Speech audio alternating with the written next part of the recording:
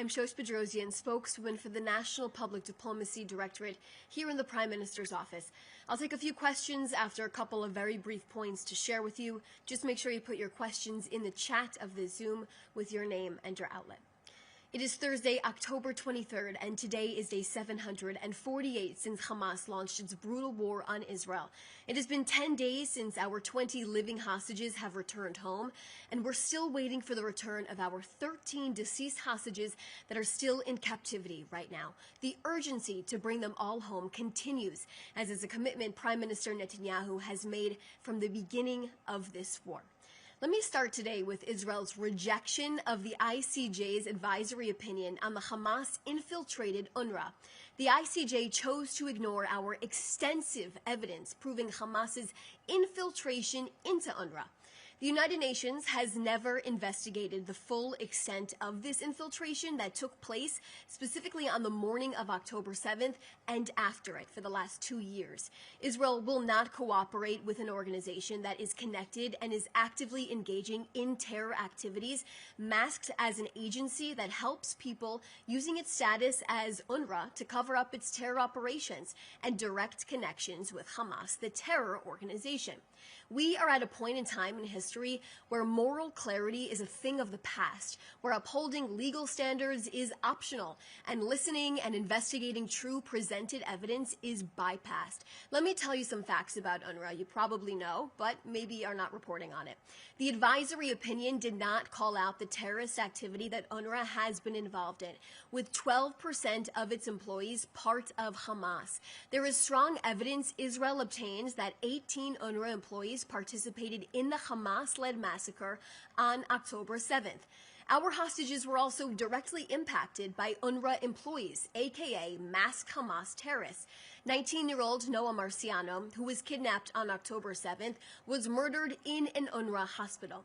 84-year-old Ditza Herman, also known and kidnapped on October 7th, was held by an UNRWA teacher. British citizen and 28-year-old Emily Damari was held by Hamas at UNRWA facilities during her captivity. And 21-year-old Jonathan Samarano's limp body was kidnapped by an UNRWA social worker on Kibbutz Be'eri after he was murdered by Hamas that horrific morning. The ICJ says there's no evidence UNRWA breached impartiality requirements. Then explain to us all of the facts that we just laid out here for you. The corrupt ruling by the ICJ was predictable for us and a clear political attempt to impose political measures against Israel under the guise of international law. Israel fully upholds its obligations under this law and fully rejects the politicization of international law, which is seeking to produce political outcomes and impose measures intended to harm the state of Israel. UNRWA is desperate to be relevant again. They have been cut out of aid distribution because it was going to Hamas themselves. They are a thoroughly corrupt organization, and the Knesset has actually ruled that Israel will have nothing to do with UNRWA. The ICJ's advisory opinion also said Israel is obligated to bring essential supplies into the Gaza Strip.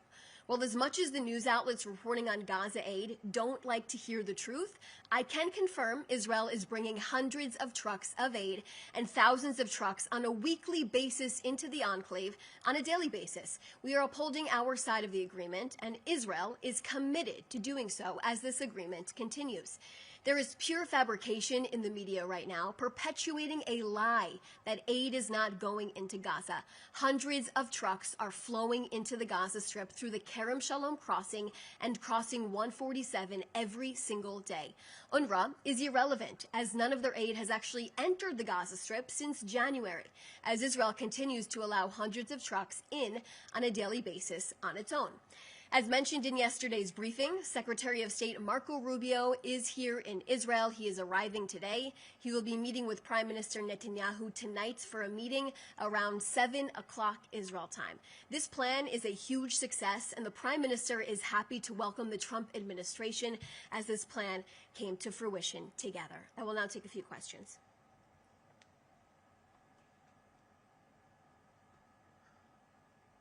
Joel Pollack from Breitbart News, can you describe the significance of J.D. Vance's visit to Christian holy sites today? Israel is an incredible place. It is an incredible place for many reasons. One of them is the religious freedom that is here. Whether you are Muslim, whether you are Christian, and whether you are Jewish, you have an opportunity to go to these incredible holy sites. And that's the beauty and that's the magic of Israel. So the fact that Vice President Vance had this opportunity, this is something that's expected, and we welcome everyone to come to our holy sites here. We will continue to preserve them for moments as special as that one. What is your response? I don't know the name of this person who asked the question. It's just a number. What is your response to Secretary Rubio saying that the annexation of the West Bank threatens President Donald Trump's plan to end the conflict? And what is the government's position on this specifically? This is a democratic country. We welcome all opinions from all of our politicians here in the state of Israel, where people can speak their minds and support causes such as this one, the heartlands of the Jewish people.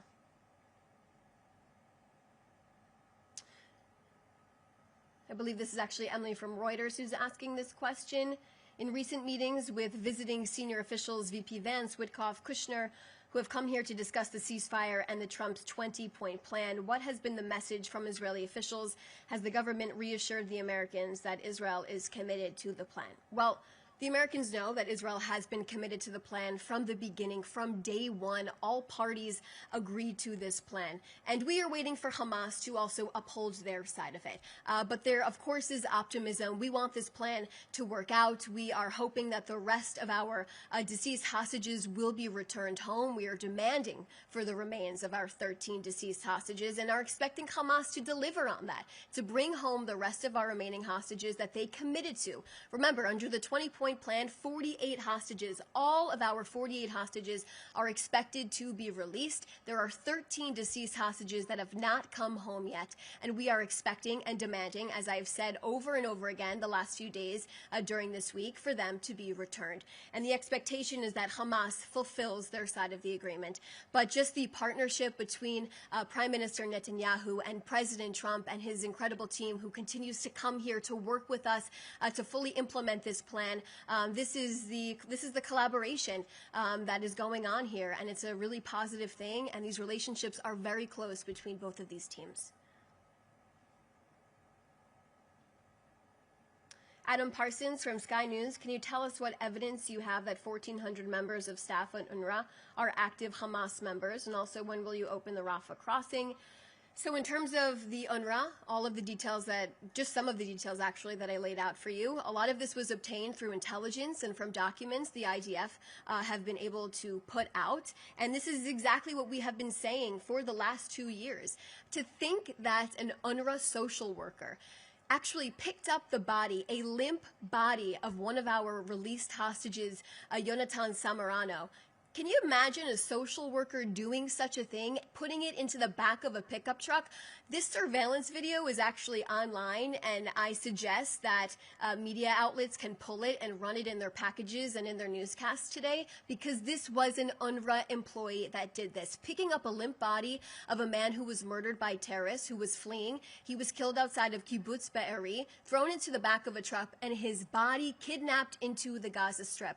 That is UNRWA for you. That is a social worker of UNRWA. So please make sure all of that gets inside of your story today. It's just one of the horrific examples of the infiltration by Hamas into a United Nations organization here. In terms of the Rafah crossing, it is closed right now. But like I said, and I hope all media outlets are listening to me right now, there are hundreds of trucks of aid that are going into the Gaza Strip. I continue to hear this lie and fabrication inside of the media. Why is there no aid going into the Gaza Strip? There is aid going into the Gaza Strip on a daily basis. Thousands of trucks are entering the Gaza Strip on a weekly basis. Okay, so those are the questions that I see right here. Thanks so much, everyone, for joining us today.